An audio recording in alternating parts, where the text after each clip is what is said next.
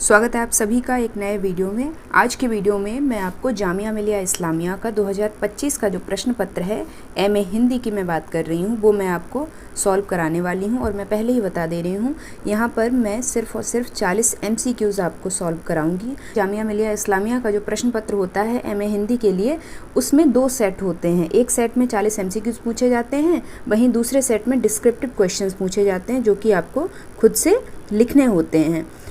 उसमें ऑप्शंस होते हैं, तो आपको जो अच्छे से आता है वो आप चूज़ कर ही सकते हैं। ये चीज़ें मैं आपको पहले बता चुकी हूँ।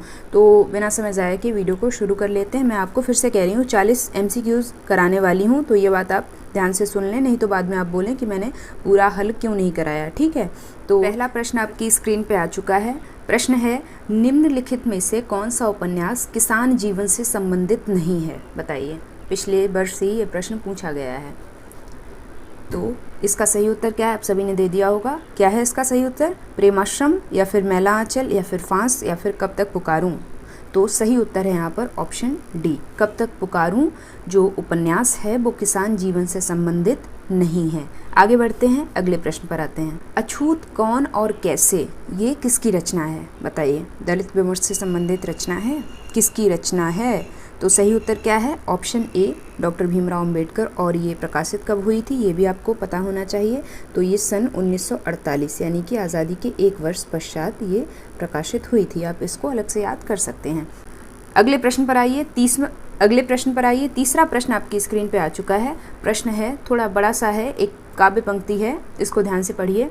लिखा है, आज भी कितना प्रेम करती हैं बेटियाँ पिताओं से, वही जो बीच जीवन में उन्हें बेघर करते हैं। कितनी अजीब बात है, जिनके सामने झुकी रहती है सबसे ज़्यादा गर्दन, वही उतार लेते हैं सिर।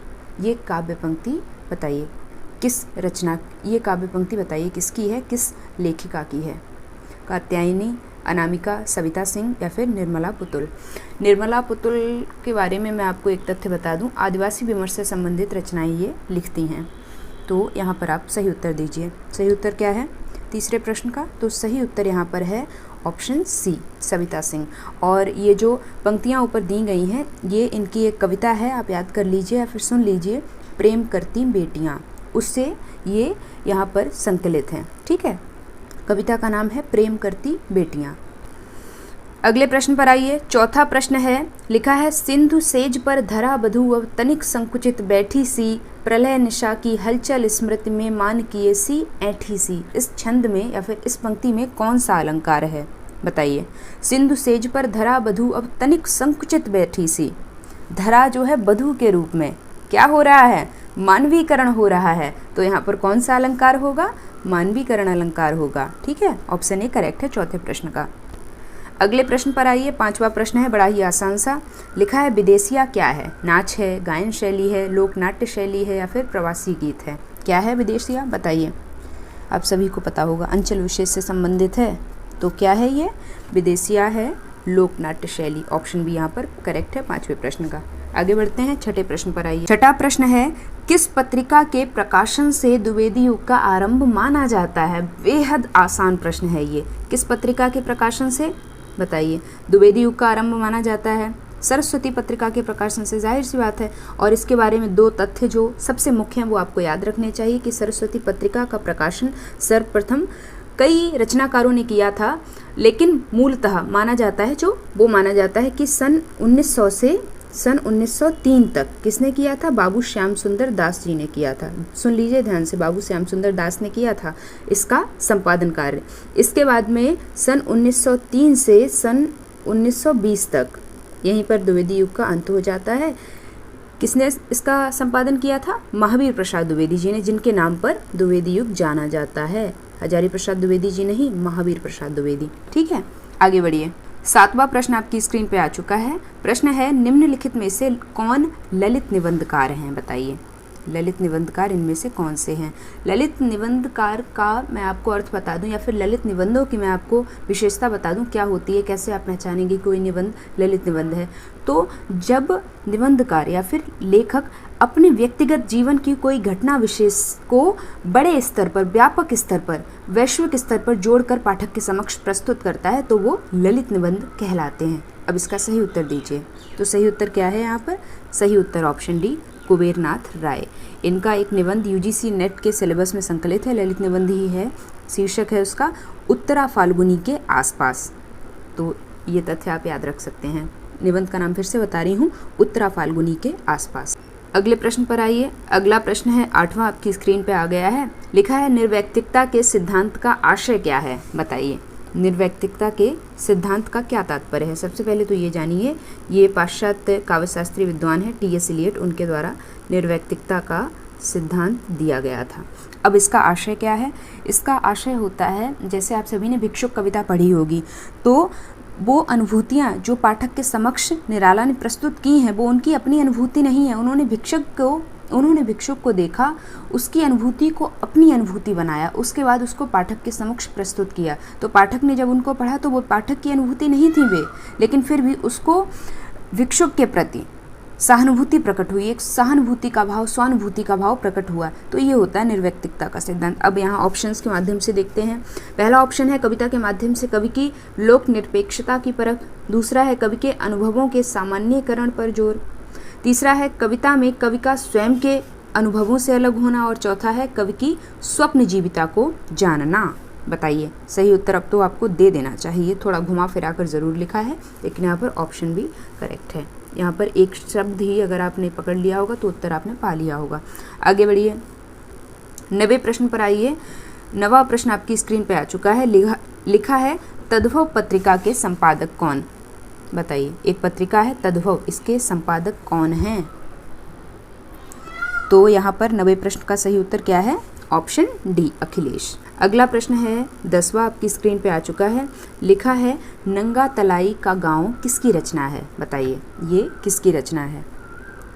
और अगर ये भी बता देंगे कि इसका प्रकाशन वर्ष क्या है फिर तो मज़ा आ जाएगा। तो सही उत्तर क्या है यहाँ पर? सही उत्तर है ऑप्शन बी, विश्वनाथ त्रिपाठी। और इसका प्रकाशन वर्ष मैं ही बता दे रही हूँ, अगर नहीं पता है तो याद कर लेना, 2004। ठीक है, अगले प्रश्न पर आइए। 11वां प्रश्न है निम्नलिखित में से हिंदी वर्णमाला का कौन सा वर्ण जो है मूर्धन्य है, यानी मूर्धा से उच्चरित होता है? बताइए, का वर्ग या फिर चा वर्ग या फिर टा वर्ग या फिर ता वर्ग? आप उच्चरित करके देख लीजिए, आपको समझ आ जाएगा। चलिए फिर मैं आपको बताती हूँ। सबसे पहले आता है का वर्ग। का वर्ग के बारे में बता दूँ, ये कंठ से उच्चरित होता है। ठीक है, क ख ग घ ये सारे वर्ण। इसके बाद में आता है चा वर्ग। चा वर्ग कहाँ से उच्चरित होता है? चा वर्ग तालव्य से उच्चरित होता है या फिर तालु से। ठीक है, च छ ज झ तालु से, है ना, जीभ लग रही है तालु पे। इसके बाद में आता है टा वर्ग। टा वर्ग कहाँ से उच्चरित होता है? तो टा वर्ग मूर्धा से उच्चरित होता है, ट ठ ड ढ। आप खुद ही उच्चरित करके देखिए, समझ आ जाएगा। इसके बाद में आता है ता वर्ग। ता वर्ग कहाँ से उच्चरित होता है? तो ता वर्ग उच्चरित होता है दंत्य, त थ द ध, है ना। तो ऑप्शन सी करेक्ट है यहाँ पे, बाकी मैंने आपको सारी चीज़ें बता दी हैं। 12वें प्रश्न पर आइए। प्रश्न है रामचंद्र शुक्ल के अनुसार देश भाषा क्या है? बताइए, रामचंद्र शुक्ल ने इसको कैसे परिभाषित किया है? तो बताइए।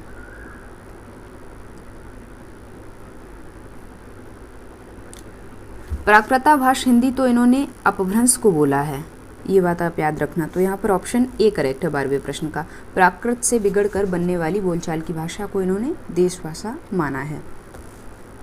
अगले प्रश्न पर आइए। 13वां प्रश्न आपकी स्क्रीन पे आ चुका है। प्रश्न है 12मासा शैली। 12मासा का तात्पर्य होता है जो 12 मास होते हैं उनमें नायिका की स्थिति किस प्रकार से, जो विरह वेदना में नायिका जल रही है उसकी स्थिति किस प्रकार से बनती बिगड़ती रहती है, उसका सर्वप्रथम प्रयोग किस रचना में मिलता है? बताइए, इस शैली का सर्वप्रथम प्रयोग किस रचना में मिलता है? और रचनाकार का भी नाम बताइए देना आप। तो सही उत्तर क्या है 13वें प्रश्न का? सही उत्तर है ऑप्शन ए, वीसलदेव रासो। और इसके रचनाकार या फिर लेखक कौन है? नरपत नाल्हा। ठीक है, आगे बढ़िए, 14वें प्रश्न पर आइए। 14वां प्रश्न आपकी स्क्रीन पे आ चुका है। प्रश्न है वर्ण रत्नाकर की भाषा क्या है? बताइए, एक ग्रंथ है या फिर एक रचना है, इसकी भाषा क्या है? तो इसकी भाषा है मैथिली। ऑप्शन डी करेक्ट है। और आपके लिए एक होमवर्क क्वेश्चन है, ये बताना है कि ये रचना है किसकी। ठीक है, पहला होमवर्क। 15वां प्रश्न आपकी स्क्रीन पे आ चुका है। अगली रचना है कवित्त रत्नाकर। कवित्त रत्नाकर किसकी रचना है? बताइए लेखक का नाम। तो सही उत्तर क्या होगा यहाँ पर? कवित्र रत्नाकर सेनापति की रचना है, ऑप्शन बी करेक्ट है। अगले प्रश्न पर आइए। अगला प्रश्न है 16वां, आपकी स्क्रीन पे आ गया है। लिखा है लघुता के प्रति साहित्यिक दृष्टिपात मेरी दृष्टि में यथार्थवाद की सबसे अच्छी परिभाषा हो सकती है। बताइए यथार्थवाद को इस तरह से किसने परिभाषित किया है, यानी कि यथार्थवाद को लघुता के प्रति साहित्यिक दृष्टिपात किसने कहा है? चलिए फिर सही उत्तर क्या होगा यहाँ पे? सही उत्तर होगा ऑप्शन ए, छायावाद के प्रमुख आधार स्तंभ जयशंकर प्रसाद जी। इनका तितली, कंकाल और कामायनी और आंसू और लहर, ये ऐसी रचनाएं हैं जो आपके जबान पे होनी चाहिए प्रकाशन वर्ष के साथ में। आगे बढ़िए 17वें प्रश्न पर आइए। 17वां प्रश्न आपकी स्क्रीन पे आ चुका है। प्रश्न है छायावाद भाव राज्य की वस्तु है। बताइए छायावाद को इस तरह से किसने परिभाषित किया है, या फिर छायावाद को भाव राज्य की वस्तु किसने कहा है? ये कथन किसका है? बताइए 17वें प्रश्न का सही उत्तर क्या होगा? तो ऑप्शन यहाँ पर करेक्ट क्या होगा? रामचंद्र शुक्ल जी नहीं, आचार्य हजारी प्रसाद द्विवेदी नहीं, मुकुटधर पांडे नहीं, ऑप्शन बी करेक्ट है, शांति प्रिय द्विवेदी। आगे बढ़िए 18वें प्रश्न पर आइए। 18वां प्रश्न इस प्रकार से है, लिखा है रेणु, फणीश्वरनाथ रेणु जी की बात हो रही है, आंचलिक उपन्यास के प्रणेता।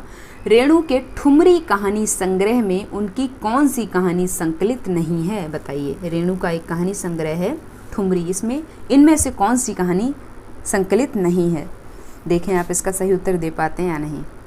तो पीछे से देखते हैं। पंचलाइट इसमें संकलित है, बिल्कुल है। इसमें तीसरी कसम भी संकलित है, जो मारे गए गुलफाम। इसके बाद रसप्रिया भी इसमें संकलित है, ठेस भी इसमें संकलित है। अब यहाँ पर विडंबना देखिए, ठुमरी कहानी संग्रह में ठुमरी कहानी संकलित नहीं है। ऑप्शन यहाँ पर करेक्ट, ऑप्शन ए यहाँ पर करेक्ट है 18वें प्रश्न का। अगले प्रश्न पर आइए।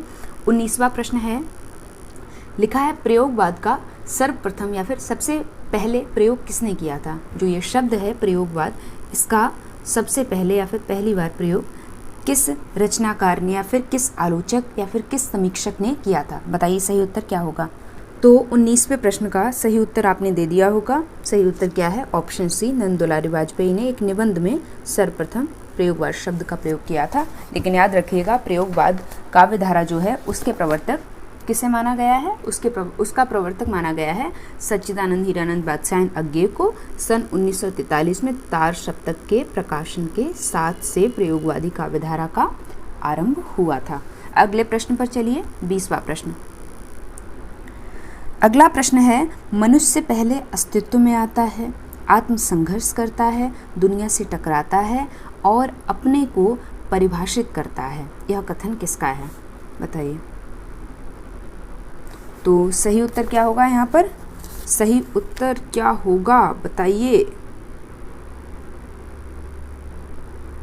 सही उत्तर होगा ऑप्शन डी। इनका पूरा नाम है जीन पॉल सार्त्रे। ठीक है, फ्रांसीसी दार्शनिक हैं, फिलोसोफर। अगले प्रश्न पर चलिए, 21वां प्रश्न।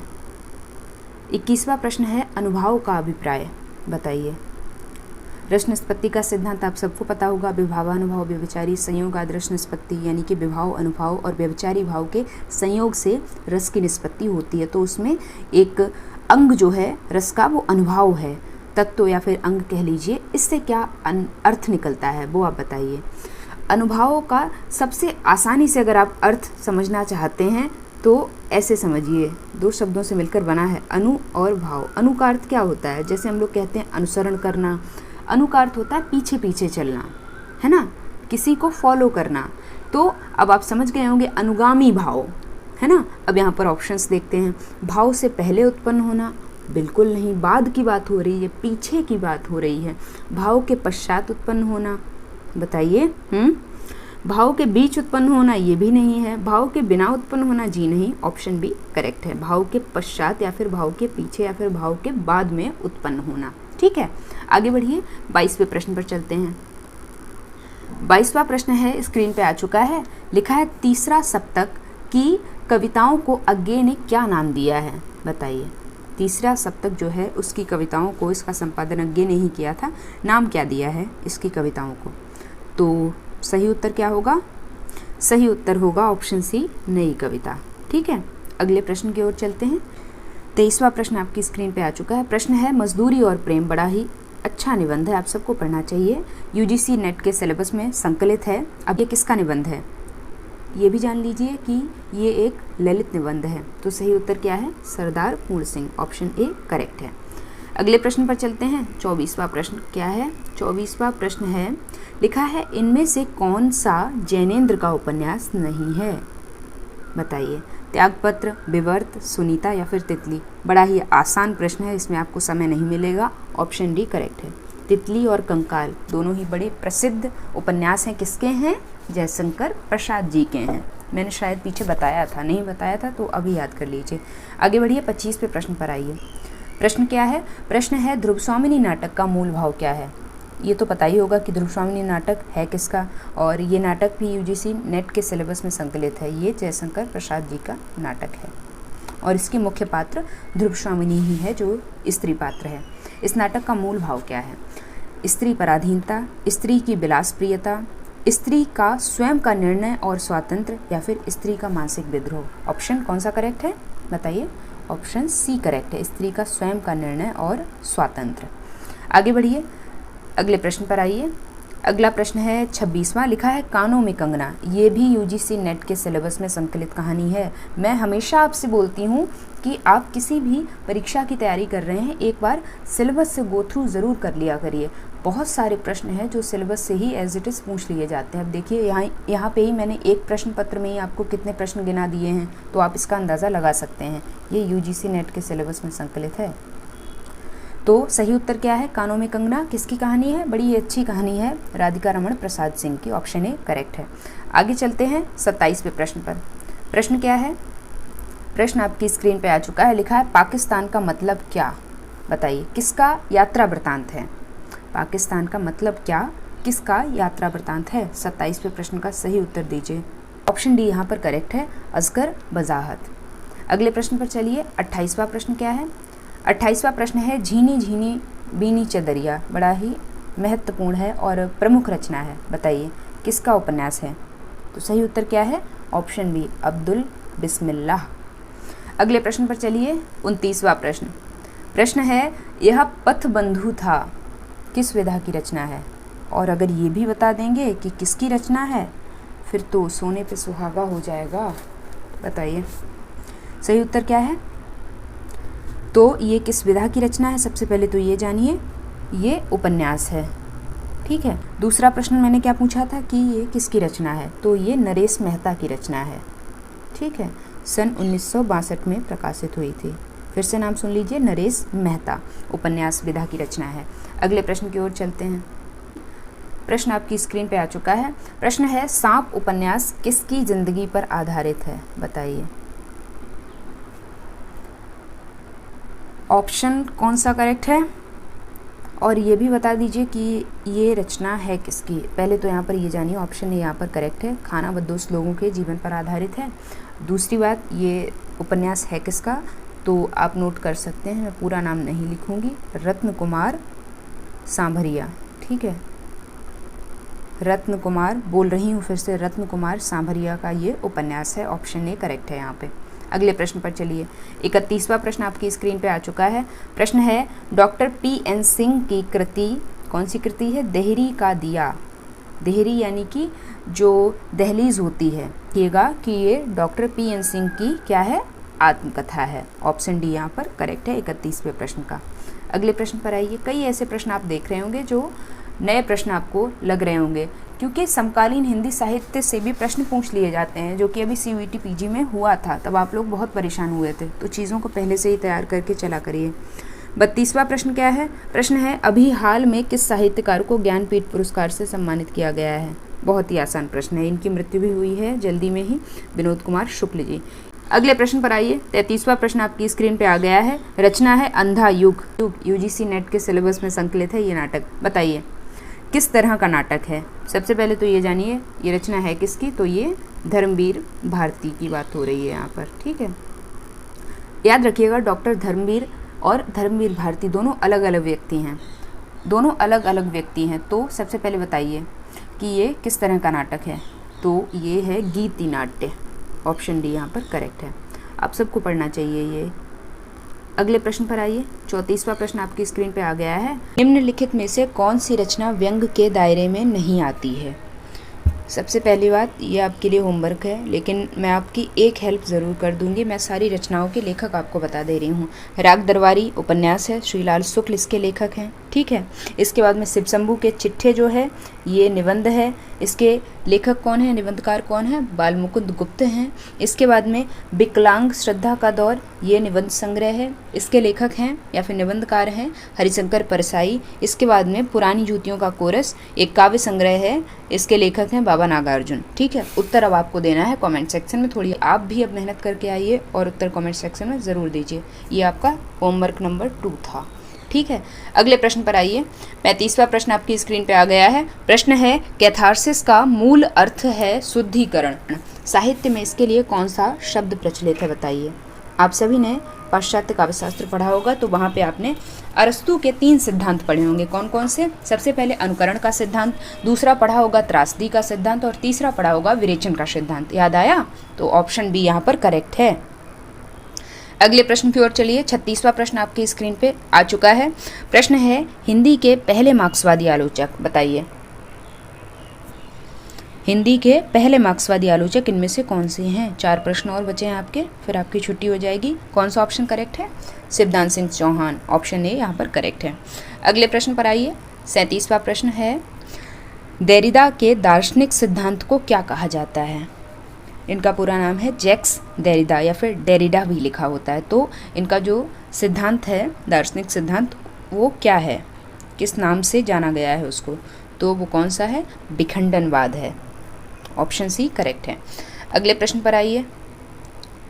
38वां प्रश्न आपकी स्क्रीन पे आ गया है। प्रश्न है, आचार्य वामन किस तरह के आचार्य हैं, बताइए।